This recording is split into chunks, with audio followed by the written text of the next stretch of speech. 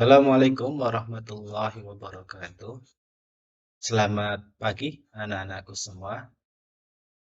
Ya, perkenankan Bapak di sini akan menyampaikan materi pembelajaran yang kita akan bahas, yaitu tentang pernikahan dalam Islam. Oke, marilah sebelum kita memulai video pembelajaran pada pagi hari ini, kita awali dulu dengan membaca doa. Mari kita baca bersama-sama. Bismillahirrahmanirrahim. Rabbi zidni ilma warzuqni fahma waj'alni minas solihin. Ya Tuhan kami, berilah tambahan kepada kami ilmu dan berilah pemahaman kepada kami dan jadikan kami termasuk hamba-Nya yang soleh. Ya, mari kita mulai. Pada kesempatan pembelajaran kali ini, Bapak akan sampaikan masalah pernikahan dalam ketentuan Islam. Adapun tujuan pembelajaran pada kesempatan kali ini yang akan disampaikan yaitu tentang penjelasan ketentuan pelaksanaan pernikahan, kemudian mengidentifikasikan ketentuan pelaksanaan pernikahan, berikutnya menganalisis ketentuan pelaksanaan pernikahan, kemudian mengevaluasi ketentuan pelaksanaan pernikahan, menyajikan paparan tentang ketentuan pelaksanaan yang semuanya itu berdasarkan syariat Islam. Itulah tujuan pembelajaran pada kesempatan pagi hari ini. Baiklah anak-anakku, kita langsung masuk ke materi pokoknya. Dalam kesempatan video pembelajaran kali ini, Bapak akan menyampaikan materi pokok. Ada 4. Yang pertama tentang pengertian dan dalil pernikahan. Kemudian hukum pernikahan, yang ketiga tujuan pernikahan, dan yang keempat rukun dan syarat pernikahan.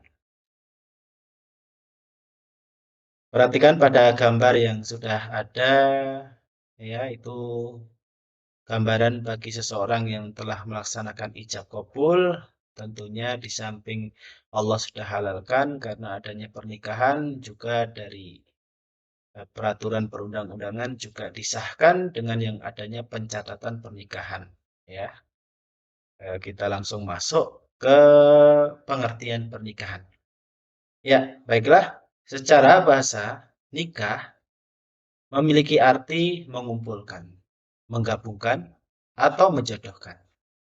Dalam Kamus Besar Bahasa Indonesia, nikah diartikan sebagai perjanjian antara laki-laki dan perempuan untuk bersuami istri dengan resmi. Sedangkan secara istilah dalam syariat Islam atau istilah syar'i, nikah itu merupakan akad yang menghalalkan pergaulan antara laki-laki dan perempuan yang bukan mahramnya, yang menimbulkan hak dan kewajiban masing-masing. Jadi pada pengertian secara istilah bahwa nikah itu pada dasarnya adanya akad, ya, yaitu nanti akan ada ucapan ijab qabul yang merupakan bagian dari hukum sahnya nikah. Yang dengan akad tadi hubungan antara laki dan perempuan yang sebelumnya bukan mahram, yaitu haram, ya, bersentuhan atau aktivitas yang lain itu menjadi halal karena adanya akad ini. Juga ketika pernikahan ini terjadi akan menimbulkan hak dan kewajiban yang baru bagi masing-masing pasangan, baik itu laki-laki sebagai suami ataupun perempuan sebagai istri. Kita lanjutkan. Adapun dalil pernikahan dalam Al-Quran, sebagaimana bisa kalian saksikan di video pembelajaran kali ini, dalam surat An-Nisa ayat 3, Allah Ta'ala berfirman, Wa in hiftum alla tuqsitu fil yatama fankihu ma taba lakum minan nisa'i masna wa sulasa wa ruba. Fa in hiftum alla ta'dilu fawahidatan aw ma malakat aymanukum dzalika adna alla ta'ulu. Allah Ta'ala berfirman dalam surat An-Nisa ayat 3, "Wa in khiftum alla tuqsitu fil yatama." Dan jika kamu takut tidak bisa berbuat adil terhadap wanita-wanita yang dalam keadaan yatim, bila mana kalian menikahinya, fankihu ma taba lakum minan nisa, maka nikahilah atau kawinilah wanita-wanita yang kalian sukai. Masna wa sulasa wa ruba'. Dua, tiga, atau empat. Fa in khiftum alla ta'dilu fawahidatan.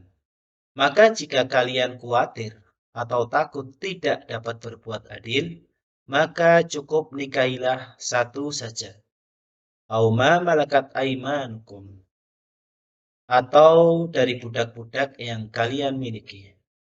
Dzalika adna alla ta'ulu.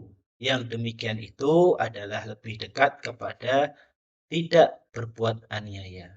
Ya, dalam keterangan ayat ini tentunya kita pahami adanya perintah nikah dari Allah Ta'ala melalui firman-Nya yang berbunyi fankihu, ya, maka nikahilah. Kemudian di sini ada juga poin yaitu dalam Islam diperbolehkan menikah 2, 3, atau 4. Akan tetapi yang perlu menjadi catatan adalah kalimat dari Allah Ta'ala firman-Nya fa'in khiftum alla ta'dilu fawahidatan.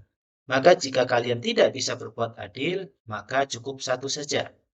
Jadi, pada umumnya pernikahan yang dilakukan oleh umat Islam sendiri adalah satu istri atau monogami. Walaupun dalam keadaan tertentu, misalkan seperti suaminya bisa berlaku adil dan memiliki kemampuan untuk melakukan poligami, hal itu diperbolehkan. Dengan catatan jumlah maksimal adalah 4.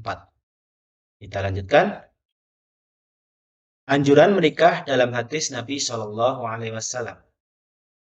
Rasulullah Shallallahu Alaihi Wasallam bersabda, "An Abdullah bin Mas'ud radhiyallahu anhu qala lana." Dari bersumber hadis ini dari Abdullah bin Mas'ud radhiyallahu anhu bahwasanya Nabi Shallallahu Alaihi Wasallam bersabda kepada kami, "Ya ma'syaras sabab, man istata'a minkumul ba'ah falyatazawwaj." Wahai sekalian pemuda, jika kalian mampu untuk menikah, maka hendaklah kalian menikah. Fa innahu aghaddu lil basar. Sesungguhnya dengan menikah itu bisa menjaga pandangan mata. Wa ahsanu lil farj, dan bisa menjaga kemaluan. Wa man lam yastati' fa alaihi bisawm.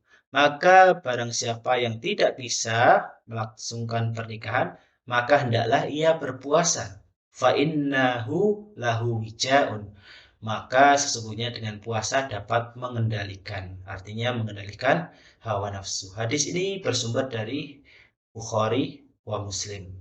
Jadi jelas anjuran dari Nabi SAW kepada para lelaki pemuda yang sudah siap untuk menikah dan memiliki kemampuan, hendaklah segera menikah. Dan bagi yang belum, bisa menahan dulu dengan memperbanyak ibadah seperti berpuasa. Kita lanjut. Kemudian kita akan masuk kepada pembahasan hukum nikah. Hukum nikah dalam Islam itu dibagi menjadi 5 bagian. Yang pertama adalah mubah, yaitu boleh. Sunnah, hal yang bisa dilakukan mendapat pahala, kalau belum bisa dilakukan tidak mengapa. Wajib, sesuatu yang harus dilakukan. Makruh, sesuatu yang dibenci akan tetapi tidak berdosa. Haram, sesuatu yang jika dikerjakan hukumnya dosa. Adapun penjelasan dari hukum nikah tersebut akan Bapak jelaskan secara rinci dan bisa Anda saksikan dalam video ini bahwa yang pertama penjelasan hukum tentang nikah itu adalah mubah.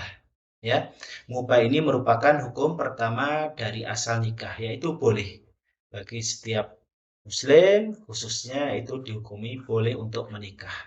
Adapun penjelasan di sini tentang mubah itu adalah bagi yang mampu dan aman dari fitnah, tetapi tidak membutuhkannya atau tidak memiliki syahwat sama sekali, seperti orang yang memiliki penyakit impoten kemudian sudah lanjut usia, atau tidak mampu untuk menafkahi. Sedangkan wanitanya rela dengan syarat wanita tersebut harus berakal. Jadi bagi yang memiliki hukum mubah itu syaratnya seperti itu, ya. Kemudian penjelasan kondisi hukum yang kedua yaitu tentang hukum wajib.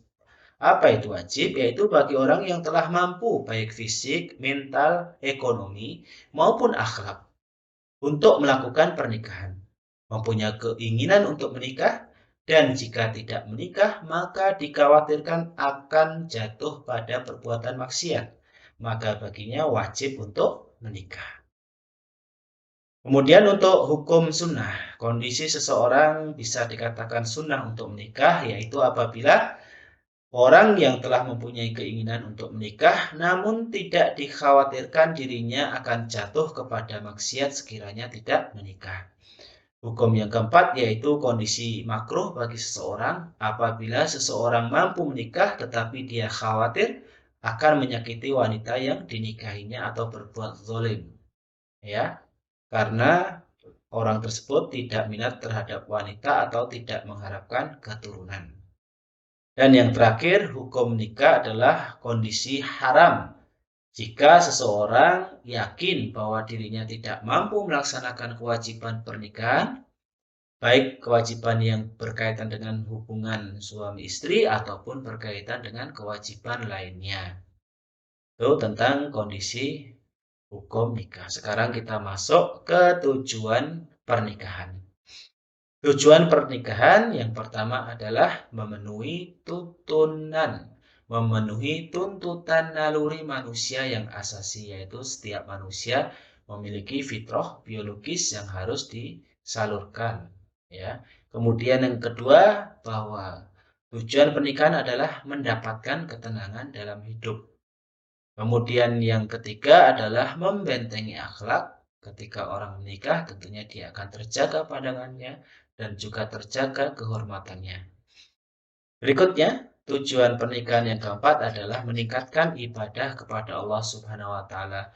Tentunya dengan menikah memudahkan seseorang untuk semakin dekat kepada Allah dalam aktivitas sehari-hari. Yang kelima, tujuan pernikahan adalah mendapatkan keturunan yang soleh.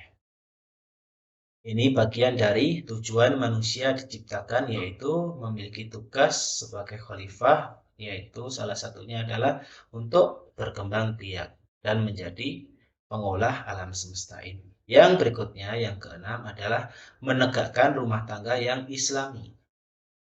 Itu tujuan dari pernikahan. Sekarang kita masuk ke rukun nikah. Rukun nikah secara singkat terbagi menjadi 5 bagian. Yang pertama adalah adanya calon suami, yang kedua calon istri, yang ketiga wali nikah, yang keempat 2 saksi, dan yang kelima ijab kabul. Adapun syarat calon suami adalah bukan mahram wanita, kemudian orang yang dikehendaki dari calon wanita yang akan dinikahi, dan muayyan atau jelas. Kemudian berikutnya syarat calon istri. Yang pertama adalah bukan mahramnya laki-laki.